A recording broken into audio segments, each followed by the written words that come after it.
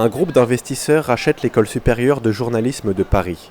Le 15 novembre 2024, la direction de l'école annonce sa reprise par des milliardaires dont Bernard Arnault, Vincent Bolloré et Rodolphe Saadé. Fondée en 1899, c'est la plus vieille école de journalisme au monde. La doyenne des écoles de journalisme risque-t-elle de perdre son indépendance ? Mandarin TV a recueilli les témoignages de plusieurs étudiants, dont certains de l'école supérieure de journalisme.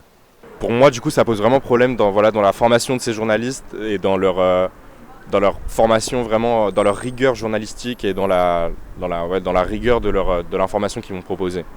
C'est plutôt une bonne chose pour l'école, que ce soit par rapport à l'infrastructure, peut-être avoir de meilleurs équipements pour apprendre au mieux à être de bons journalistes.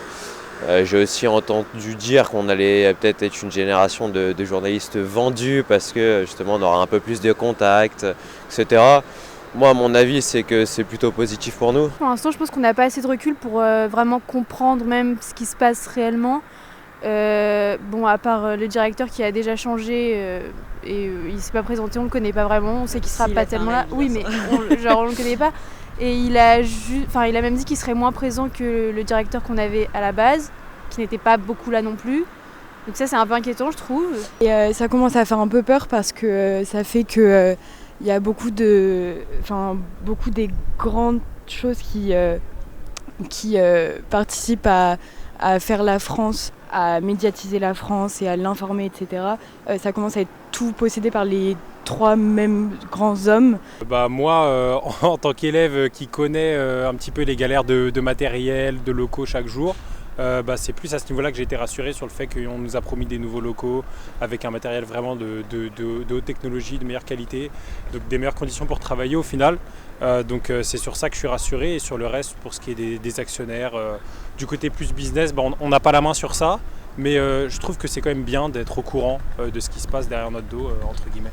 Dans leur live aussi hier, parce que du coup il y a eu la radio de l'ESJ, Fréquence ESJ, qui a posé du coup des questions au nouveau directeur et qui disait que le corps enseignant n'allait pas être bousculé, du moins que lui-même n'allait pas changer la pédagogie de l'école, et ce qui, je pense, est une bonne chose. Ouais. Moi, je suis contre ce rachat parce que je trouve ça quand même assez grave qu'un groupe aussi puissant que le groupe Bolloré qui a déjà de nombreux médias, qui a déjà de nombreux points de relais d'information, à savoir le groupe Canal, CNews, etc.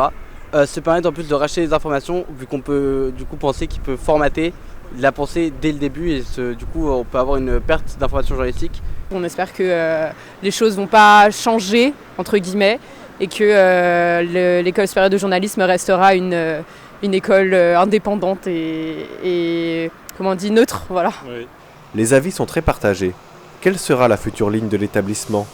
La nouvelle équipe de direction sera connue en janvier et l'école devrait bientôt quitter la rue de Tolbiac dans le 13e arrondissement pour des nouveaux locaux. Reportage par Mandarin TV.